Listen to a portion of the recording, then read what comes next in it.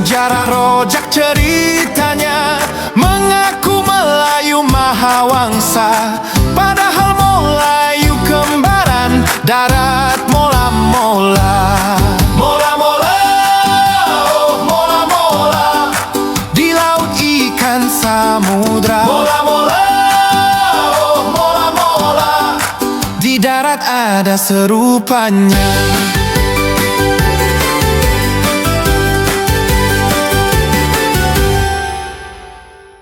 Assalamualaikum saudara sebangsa setumpah darah, selamat datang kembali di channel pertama saya ini, di channel pertama yang dulu membahas Malaides, yang dulu sempat viral ketika saya menjawab komentar dari salah seorang komentator di video saya yang membahas Guru Naga pada saat itu ya.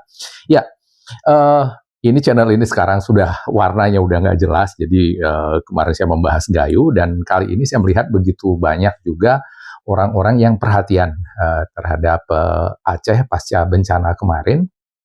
Jadi di sini saya akan membahas juga tentang Aceh yang secara lebih umum gitu ya, secara umum, bukan hanya Gayo yang seperti kemarin ya. Jadi perlu diketahui bahwa di Aceh ini kami ini adalah provinsi dengan salah satu provinsi di Sumatera itu yang bahasa paling banyak, yang sukunya paling banyak, Aceh ini. Jadi banyak orang yang selama ini salah kaprah menyangka di Aceh itu hanya suku gitu. Saya sendiri sering kalau keluar Aceh itu ditanyain, nggak pakai teku namanya bang gitu ya. Nah, yang padahal yang pakai teku itu cuman hanya suku Acehnya saja. Ya. Jadi suku-suku lain nggak ada pakai gelar gitu. Apalagi kami di Gayo yang egaliter gitu ya. Dan kemudian paling tidak di Aceh itu kita ada 11 suku lah. Jadi ada Aceh, itu yang paling besar, kemudian Gayo nomor 2, lalu ada suku Alas, ada Keluat, kemudian ada Anek Jame, ada orang Singkil, kemudian ada suku Tamiang itu Melayu, ada Sigulai, ada kemudian Devayan, ada satu lagi Haloban apa gitu di Pulau Banyak gitu. Jadi mereka itu ya ada 10 itu ditambah ya 10 lah paling enggak ya, paling enggak. Dan mungkin ada lagi nanti tolong diingetin kalau ada yang dari Aceh yang suku lain yang lupa saya sebutkan. Jadi setidaknya ada banyak sekali bahasa gitu. Jadi banyak orang yang salah kaprah menyangka bahwa orang Aceh itu hanya yang bersuku Aceh ya. Nah, saya sendiri itu lahir di Takengon ya. Jadi bahasa ibu saya itu tuh bahasa Gayo. Itu bahasa yang pertama saya bisa. Dan kemudian karena pernah saya ceritakan di video sebelumnya, kakek saya itu pindah ke dekat di Jalan Mersa itu banyak pejabat-pejabat di sana, ada juga dokter dari luar, jadi banyak berbahasa Indonesia. Nah, di situ untuk berinteraksi dengan teman-teman saya di sana, saya otomatis bisa berbahasa Indonesia gitu. Jadi waktu masuk sekolah saya itu udah lancar berbahasa Indonesia. Nah, kemudian tamat SMP itu saya pindah ke Banda Aceh. Ya, sekolah di sana di SMA 2 Banda Aceh. Nah, di situ saya menghabiskan masa remaja saya sampai awal dewasa lah. Sampai awal masa dewasa itu saya di Banda Aceh.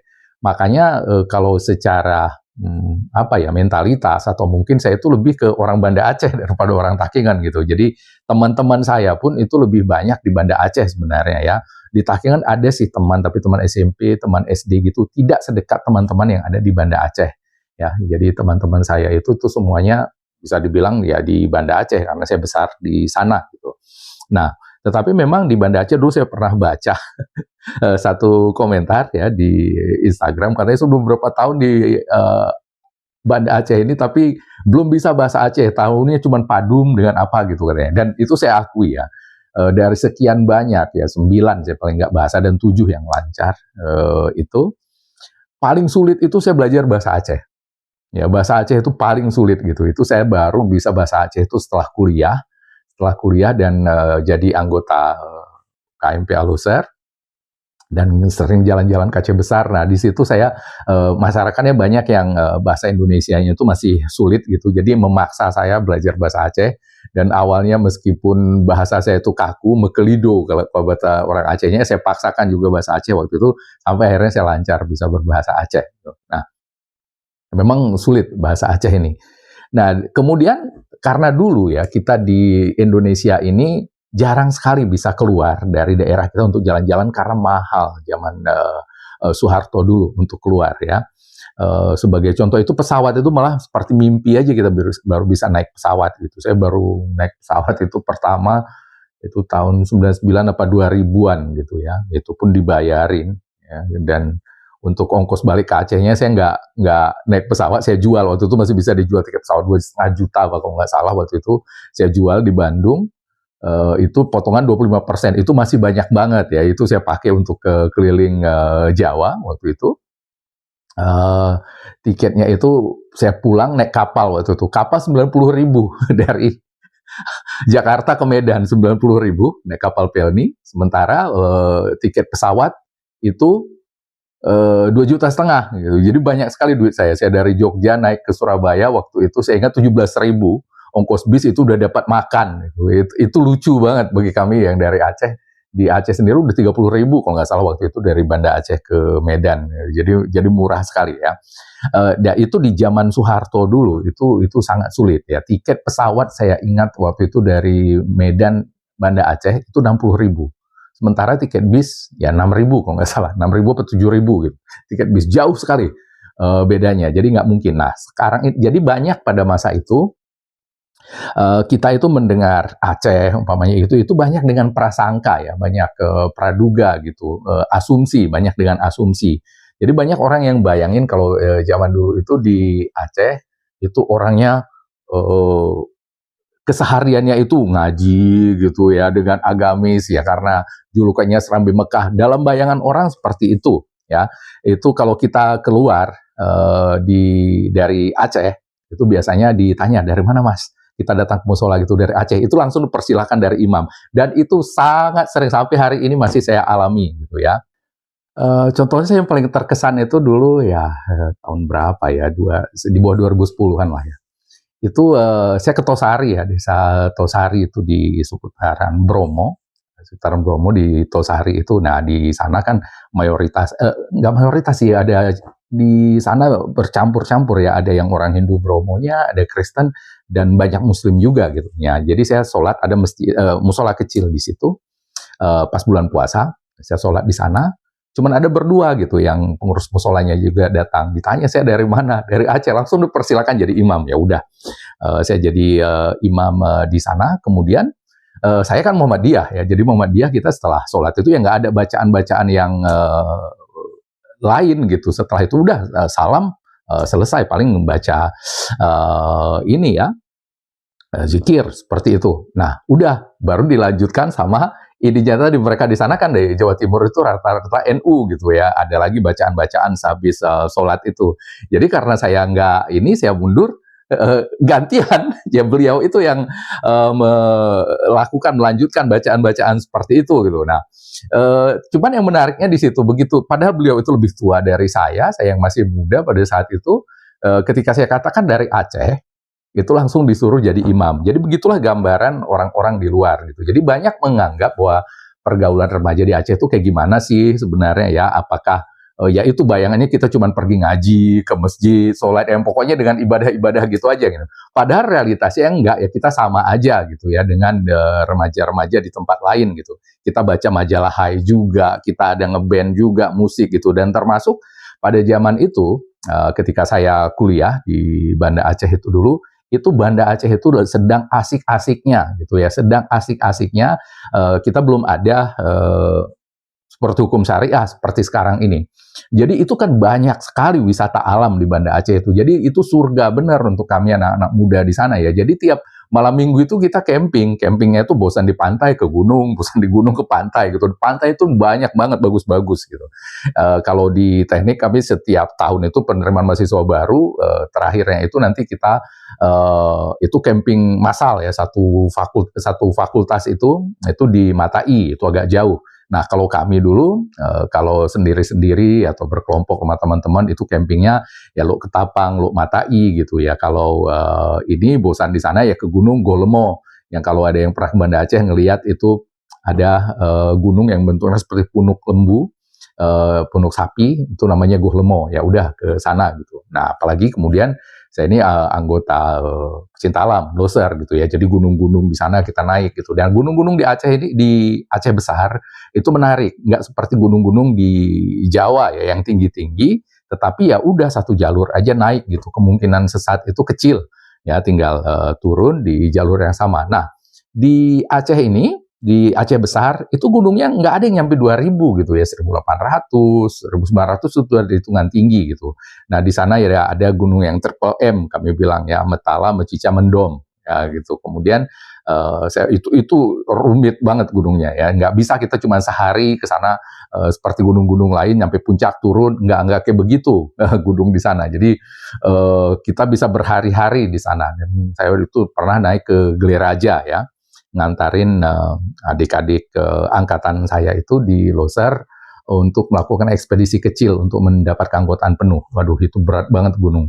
Di awalnya itu kita start itu melewati padang lalang, kita katakan lalang. Itu paling berat karena panas, nggak ada tempat berteduh gitu. Kita nggak ada pilihan, harus jalan terus. Sore kita baru nyampe itu dapat hutan. Nah, di situ baru pasang tenda istirahat ya. Kemudian untuk naik ke puncaknya itu batu-batu kapur tajam gitu. Jadi berat medannya. Nah, kalau Gunung Selawah, nah itu kami anggap ya untuk kalau kita anggota pecinta alam itu gunung rekreasi dulu. Misalnya dulu kami waktu mau naik ke Loser, itu latihan bebannya kami itu di Gunung Selawah. Nah, nanti untuk ke Loser ini saya akan ceritakan secara khusus karena kebetulan beberapa waktu yang lalu saya ditelepon oleh teman seangkatan saya di Loser, sekaligus juga pengacara saya, Norman, bahwa kita akan membuat buku tentang ekspedisi kami, ekspedisi jalur selatan Loser ini ya.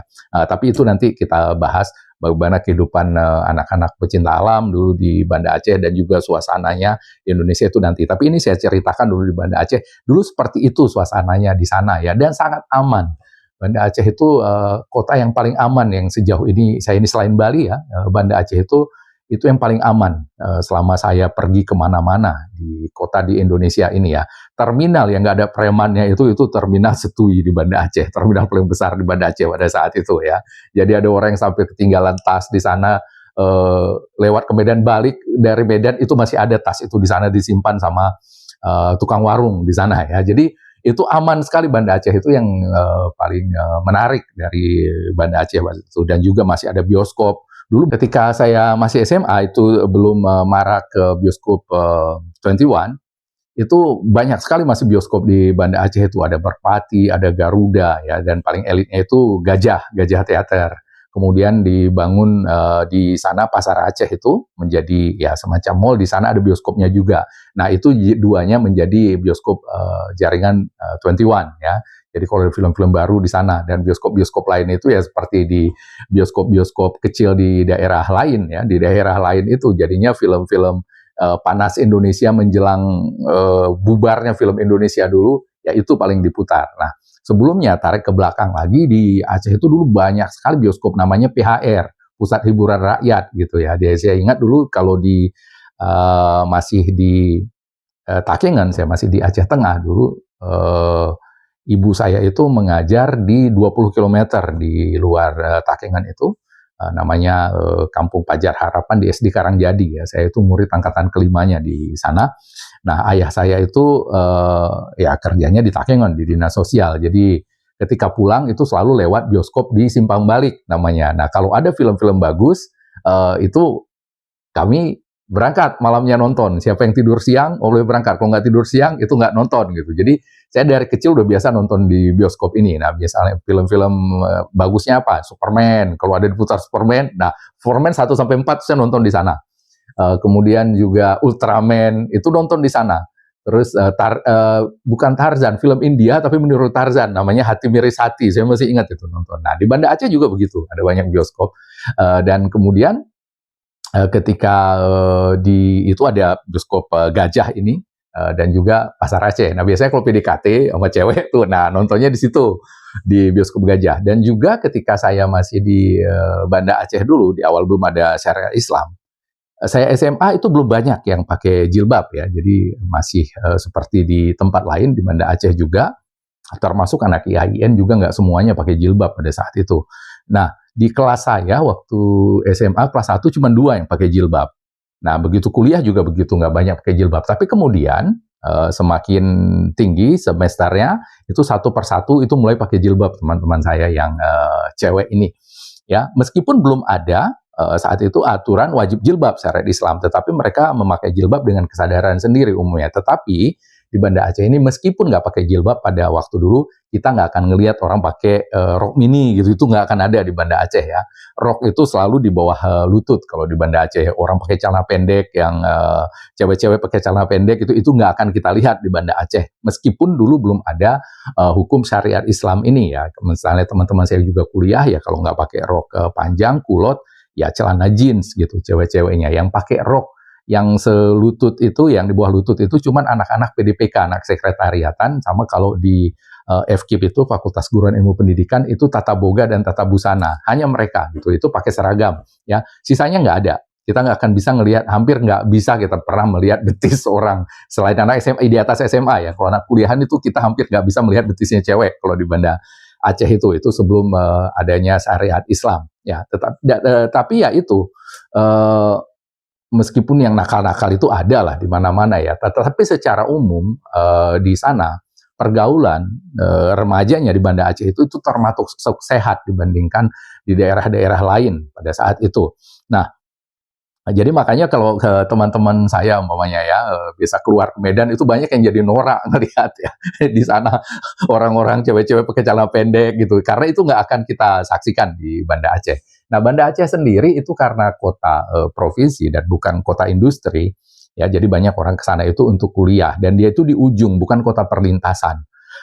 Jadinya teman-teman saya misalnya di Banda Aceh itu nggak banyak yang keluar daerah, yang banyak keluar. Kita bilang lewat dari Selawah, dari Gunung Selawah itu, di sana ada Pidi dan ya Pidi, kemudian ke Biren, Klok Semawe, Langsa sampai ke Medan gitu. Itu jarang gitu. Waktu saya masuk SMA itu nggak sampai 5 orang gitu yang udah pernah keluar dari Banda Aceh di kelas saya itu. Jadi di Banda Aceh aja udah ngendonnya gitu. Jadi kalau ada orang yang baru keluar dari daerah itu dikerumunin, itu keren banget rasanya gitu. Nah, sementara saya meskipun di Takengon, saudara-saudara saya, bibi dan paman saya itu rata-rata kuliahnya di Medan ya, yang lain ada di Jogja gitu, di Jogja dengan di Medan gitu. Jadi dari kecil saya tuh udah sangat biasa, sangat sering ke Medan gitu ya, main ke Taman Ria, main kemana, jadi nggak asing dengan kota meskipun hidupnya di kampung kayak begitu. Nah, jadi ke Banda Aceh ketika saya datang juga nggak langsung minder sama teman-teman itu, jadi langsung bisa ngeblend, bisa langsung masuk cerita gitu, dan mereka juga nah ini menariknya di Banda Aceh ini. Di Banda Aceh sebenarnya ya seperti kalau di Surabaya itu sering yang menjadi bahan apa ya, bukan bulian tetapi menjadi bulan-bulanan itu orang Madura ya kalau di Surabaya gitu. Nah, kalau di Jakarta umpamanya orang Betawi. Nah, kalau di Banda Aceh itu orang Gayo. Orang Gayo itu sering dianggap orang dari kampung gitu ya, kampungan yang di mana-mana. Itu karena juga di Banda Aceh ini orang Gayo, kami itu ada mirip-miripnya karakternya dengan sepupu kami lah, bisa dikatakan orang Karo ya, Karo dan Gayo ini. Nah, di Aceh tadi dari bahasa yang banyak itu tadi saya katakan itu bisa dibilang yang bahasa asli di Aceh itu yang serumpun itu kami bahasa Gayo, serumpun itu dengan bahasa Alas, bahasa Kluat, bahasa Singkil. Itu bisa dikatakan satu rumpun ya. Kalau di Sumatera Utara itu yang satu rumpun dengan kami lagi itu bahasa Pakpak dan Karo. Itu bisa dikatakan serumpun. Nah, itu di Gayo itu ada obsesi dari tiap keluarga itu untuk menyekolahkan anak untuk kuliah gitu ya. Jadi untuk kuliah sama seperti orang Karo di Gayo itu tiap rumah itu dipastikan pasti ada sarjana, pasti ada sarjananya gitu. Nah, itu banyak kampus-kampus swasta di Banda Aceh itu yang hidupi orang-orang Gayo. Rata-rata orang Gayo mahasiswanya. Nah, tetapi orang Gayo yang datang ke Banda Aceh ini secara umum itu bukan orang-orang Gayo urban yang dari Takengon ya, tetapi dari daerah-daerah ya, dari pelosok-pelosok gitu, dari kampung-kampung itu yang ke Banda Aceh. Makanya persepsi orang Banda Aceh terhadap orang Gayo seperti itu untuk di Banda Aceh ini, karena orang Gayo yang datang ke sana bukan orang Gayo dari wilayah urbannya. Jadi orang-orang dari Takengon itu umumnya kuliah ya minimal ke Medan gitu, kalau enggak ya langsung ke Jakarta atau ke Jogja, beberapa sampai ke Malang, Surabaya gitu. Jadi seperti itu. Sehingga kesan orang-orang Banda Aceh itu terhadap orang Gayo di sana itu nggak canggih gitu. Dan di sana ada bisnya untuk kami dari Gayo itu ada bis Aceh Tengah namanya. Bis Aceh Tengah itu bukan cuma sekedar bis angkutan orang gitu, tetapi kiriman. Kita ngirim duit nggak pakai wesel, waktu itu belum ada transferan bank. Jadi itu dikirimkan melalui bis Aceh Tengah ini. Jadi kami yang anak-anak rantau dari Gayo itu nanti kalau ngerasa kita udah dikirimin duit tuh datang ke Aceh Tengah, nanti ada nama kita itu di urutan di sana dituliskan, ambil, oh ini namanya, ambil duitnya gitu ya. Jadi nanti yang nggak ada duit itu pulang dengan sedih gitu, kita biasa gitu. Nah kemudian orang-orang Banda Aceh juga ngelihat kita kalau orang Gayo itu pulang dari Takengon itu bawa kardus, bawa karung itu isinya sayur-sayuran, alpukat gitu macam-macam. Jadi identik orang Gayo itu seperti itu ya. Jadi mereka ngelihatnya itu ya bukan sofistika, orang udik lah. Orang udik, orang Gayo itu di Banda Aceh dianggapnya pada saat itu. Karena itu tadi nggak banyak yang dari Takengon. Nah, tapi ketika saya di sana itu saya nggak merasa seperti itu, nggak merasa diperlakukan dipandang rendah juga sama teman-teman di sana. Karena itu tadi ketika kita ngobrol ya masuk gitu ya, mereka itu kita bicara waktu itu lagi heavy metal, ya saya juga langganan majalah Hai gitu, jadi apa isu-isu yang gaul itu saya paham, jadi ngobrol sama mereka, jadi enak aja gitu untuk berbaur dengan teman-teman di sana di Banda Aceh gitu. Nah jadi nggak ada juga mereka mandang rendah kayak begitu, tapi secara umum itu terasa gitu bahwa di Banda Aceh itu kami itu orang Gayo dipandang rendah gitu. Tapi mereka itu kadang-kadang ngelihat saya itu kok nggak seperti stereotip begitu ya. Karena itu tadi mungkin ya latar belakang yang berbeda dengan kita yang datang ke Banda Aceh. Nah di Medan sendiri orang-orang Gayo di Medan nggak merasakan diperlakukan seperti itu langsung masuk. Umumnya ya seperti karena latar belakang tadi ya. Latar belakang tadi yang ke Medan dan yang ke Jogja itu umumnya memang orang-orang Gayo yang urbannya dari Takengon yang juga dari kecil udah biasa keluar kota, sudah biasa melihat, sudah biasa ke Medan, sudah mungkin ada beberapa yang sampai ke Jakarta gitu. Nah di Banda Aceh orang yang dari sampai ke Medan, apalagi yang udah pernah ke Jakarta itu dipandang tinggi banget. Contohnya kami waktu SMA itu ketua kelas kami Romi, yang kemudian dia jadi penyiar di Flamboyan, dikenal Romi Zuliansah. Dia itu ikut karate ya, lemkari. Jadi dipanggil untuk gasuku ke Jakarta. Wah itu pulang dari sana nilai olahraganya itu langsung 9.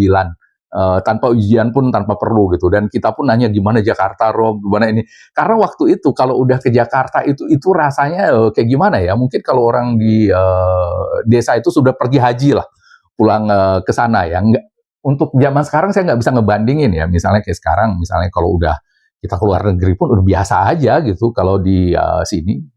Kayak anak saya dulu pulang dari Eropa gitu, teman-temannya di sekolahan nggak ada yang ngelihat dia itu, oh hebat ya kamu ya, gimana di Eropa ini, nggak ada, biasa aja orang di sini. Dulu kami nggak kayak begitu gitu, jadi udah keluar dari Banda Aceh, keluar ke Jakarta atau keluar kemana, itu rasanya udah keren banget gitu. Nah jadi pergaulan di Banda Aceh itu dulu enggak seperti bayangan orang-orang di luar ya, seperti saya tadi bahwa kita semuanya di sana itu hanya mementingkan agama, hanya kehidupan kita sehari-hari itu hidup dengan mengaji, baca Quran, kemudian ibadah. Enggak gitu juga gitu, kita tetap aja remaja-remaja seperti di tempat lain. Nah sekarang ketika situasi Indonesia sudah berubah, secara perekonomian kita sudah jauh lebih baik daripada zaman Orde Baru dulu. Orang-orang sudah mulai berpergian, itu sudah biasa. Kita liburan keluar daerah itu sudah biasa, dan banyak yang sudah melihat ke Aceh, pantai-pantainya itu mulai viral. Bagaimana di Aceh itu ganda pungli, ya sudah banyak lah, ya sudah banyak untuk saat ini. Kita lebih mengetahui yang Aceh udah banyak patah mitos-mitosnya, misalnya Aceh itu kayak begini, ternyata enggak ya, ternyata orang Aceh ramah juga ya, ternyata orang Aceh kayak begini gitu. Nah jadi seperti itu dulu situasi di Aceh.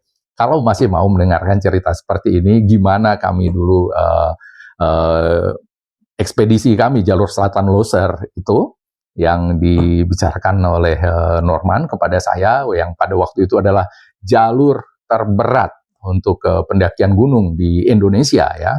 Karena meskipun Loser itu tingginya cuma 3.100-an meter, tetapi kalau dari jalur selatan ini untuk nyampe ke kakinya aja itu membutuhkan waktu 10 hari ya kalau kami dulu. Bahkan di tim sebelum kami dari Universitas Borobudur itu sampai 85 hari dan mereka gagal karena ada satu anggotanya itu meninggal dunia di sana yang harus menisar. Itu nanti saya ceritakan di video berikutnya. Itu nanti tunggu saja ceritanya. Jadi demikian dulu cerita kali ini dari saya. Nanti kita lanjutkan lagi ya untuk kita lebih mengenal Indonesia itu seperti apa sih sebenarnya ya. Jadi demikian. Assalamualaikum warahmatullahi wabarakatuh dan merdeka.